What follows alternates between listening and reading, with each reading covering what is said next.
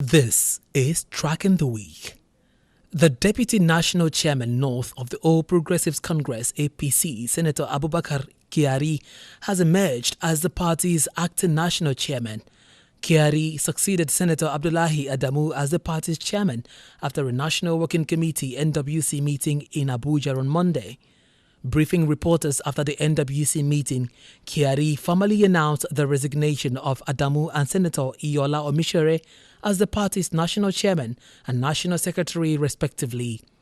Kyari further said that in line with the constitution of the party, the deputy national secretary Festus Fanta will serve as the acting national secretary of the APC. Adamu was absent from the NWC meeting on Monday, while the national secretary, Senator Iola Omishere, who was around the party secretariat, was locked out of the meeting held at the party secretariat in Abuja. Kyari, who represented Borno North Senatorial District in the 9th National Assembly, presided over the APC NWC meeting. And still on Monday, President Bola Ahmed Tinubu sent a condolence message to the relatives of Professor Abdullahi Shinkafi, who died recently. Late Professor Abdullahi Shinkafi served as the former SSG in Zamfara State and as a former director of APC Presidential Campaign Committee for the 2023 presidential election. President Tinubu, who was represented at the visit by the secretary of the defunct APC-PCC, Right Honorable James Faleke, described the deceased as one of President Tinubu's strongest foot soldiers in Zamfara State. Faleke, while praying for the soul of the deceased, called on the family to immortalize their loved one by emulating their values. Addressing journalists after the visit, former Chief of Staff to the former Speaker, Federal House of Representatives, Honorable Sanusi Garba Rikiji, described Professor Shinkafi as one of those who believed in one Nigeria and have hope in the unity of the nation. Also speaking, the deceased first son, Abdullahi Shinkafi, said their father was a philanthropist that always wants the best for Nigeria and people around him. While thanking the president for the condolence, said the family will surely miss him, will surely miss the former politician, and will also follow the good legacies he left behind. And now on Tuesday, President Bola Tinubu received and met with the President of Benin Republic, Patrice Talon, Niger Republic, Mohamed Bazoum, and Guinea-Bissau, Umaru Sissoco Embalo, at the presidential villa in Abuja. The three neighboring African presidents came separately and were received by the Brigade of Guards at the forecourt before they proceeded to Tinubu's office. The visiting presidents, who arrived at the Aso Rock presidential villa at about noon, are expected to discuss issues around economic integration with their host. Other government officials present to receive the visiting presidents were the Secretary to the Government of the Federation, Senator George Akume, Chief of Staff Femi Gbajabiamila, Special Advisor to the President on Special Duties, Communications and Strategy, Dele Alake, among others.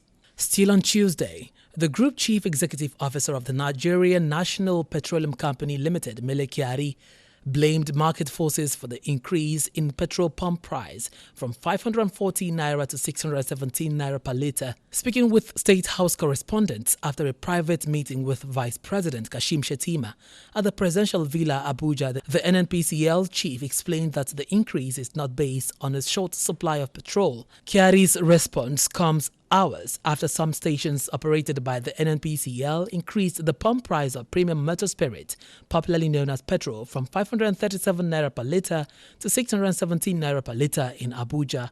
On his part, the Chief Executive Officer, Nigerian Midstream and Downstream Petroleum Regulatory Authority, Farouk Ahmed, said the price increase stems from rising crude prices. He also cited changes in freight prices alongside other ancillary costs importers incur during distribution. Earlier on Tuesday, independent oil marketers confirmed the increase in the cost of the commodity, as they stated that any price shift by NNPCL stations indicated a rise in the pump price of PMS. On Wednesday, the Ekiti State Governor Abiodun Oyebanji urged Nigerians to exercise patience with the administration of President Bola Ahmed Tinubu over the sudden hike in the pump price of petrol, which had been increased to 617 naira per litre.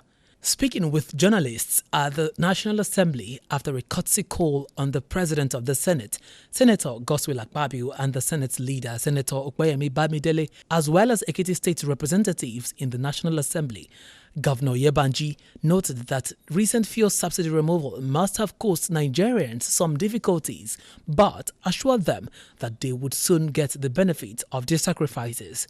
The Ekiti State Governor begged Nigerians to exercise more restraint with the federal government of Bola Ahmed Tinubu over the difficulties that fuel subsidy removal must have caused them. Governor Yebanji, however, expressed appreciation to the leadership of the ruling party, the All Progressives Congress (APC), to the President and to the entire Senate for the choice of Opeyemi Bamidele as the Senate Majority Leader. Still on Wednesday, the 19-year-old candidate of the 2023 Unified Tertiary Matriculation Examination (UTME), Ms. Ejikeme Mmesoma, who was at the center of controversy over manipulation of her result, tendered a profound apology to the Joint Admissions and Matriculation Board (JAMB) and its registrar, Professor Ishaq Oloyede. Mmesoma, who appeared before the House of Representatives Ad hoc Committee on allegations of manipulation of her UTME result on Wednesday in Abuja, publicly admitted her involvement and tendered a written apology before the committee. She noted that ignorance played a significant role in her action and she only got to know the full implication of her actions after she had manipulated her result. She added that it is not in her character to indulge in such misbehavior and that it was her first time, even as she pleaded with JAMB to tamper justice with mercy. Earlier, JAMB Registrar Oloyede noted that it is practically impossible to fake JAMB's result because they are stored offline and not in cloud. He called on the House of Representatives to employ the services of an education expert to always advise it on educational matters, as some of the decisions of the House have not reflected their expertise on educational matters. Now on Thursday, the Federal High Court ordered the Department of State Service to grant the leader of the indigenous people of Biafra, Nnamdi Kanu, access to a medical doctor of his choice on grounds that he requires urgent ear surgery amidst his reported failing health. Justice Binta Nyako, while delivering judgment on Thursday, also ordered that the Department of State Services also monitor, record and seal all medical sessions administered on the IPOB leader for security purposes. The trial judge also dismissed the preliminary objections filed by the DSS challenging the application before it on grounds that Kanu has the right to medical services even in detention. The court, in its judgment, also ordered that all Kanu's medical records be made available to the IPOB leader. Still on Thursday, Vice President Kashim Shettima presided over this month's National Economic Council NEC meeting at the council chambers of the Presidential Villa, Abuja.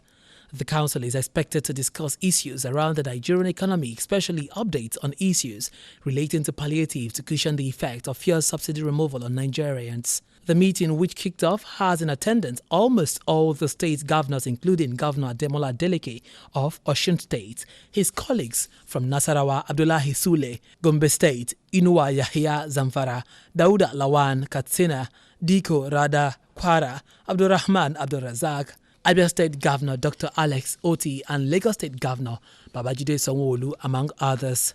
You will recall that on Wednesday evening, President Tinubu held a consultative meeting with key players on how to get the economy on sound footing. Finally, on Friday, the chairman of the Independent National Electoral Commission, INEC, Professor Mahmood Yakubu, assured that concerns raised by Nigerians on result management at the various elections during the 2023 general elections will be addressed in the future elections. Professor Yakubu made the assurance while speaking at the post-election review meeting with collation and returning officers who participated in the 2023 general election held in Abuja on Friday. He said that the meeting provides opportunity to interact on a wide range of concerns that emanated from the conduct of the 2023 elections, review the issues and challenges to learn critical lessons from the future elections. The INEC chairman urged the collation and returning officers to candidly share their field's experiences and recommendations to help improve the critical aspect of the electoral process in the country.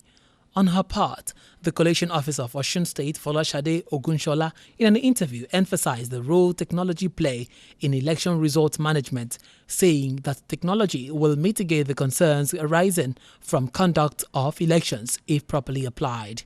Finally, on Tracking the Week, President Bola Tinubu on Friday in Abuja said Nigeria and the neighboring countries in the Lake Chad region must display courage in reforming their military doctrine and practices. The president noted that the change in tactics had become necessary because the countries in the region are battling a mobile and elusive irregular force that disregards established rules of warfare. Speaking at the graduation ceremony of Senior Course 45 of the Armed Forces Command and Staff College, Jaji, the president pointed out that the adversaries facing countries in the sub-region are not conventional armies engaging in traditional battlefield warfare. The Nigerian leader, who encouraged African countries to work together against common threats, acknowledged the multinational efforts of Nigeria, Cameroon, the Niger Republic and Chad to bring peace to the Lake Chad region. He reinforced his message that the collaboration should serve as a commendable example to be emulated and improved on wherever necessary. President Tinubu described the role of the armed forces in combating Africa's greatest challenge of violence and exploitation as crucial, urging them to defend the continent from geopolitical changes and resource competition. Commending the graduates from Nigeria's ministries, departments and agencies as well as students from Asia and sister African nations, the president underscored the importance of the college and its contributions to professionalism and defense of national interests. Addressing the graduating students from Asia and other African countries, the president said their presence in Nigeria is a testimony that national security is not solely achieved through muscle and might, but also in building friendship and alliances based on cooperation, justice, good governance, and mutual respect. And that's all on Tracking the Week.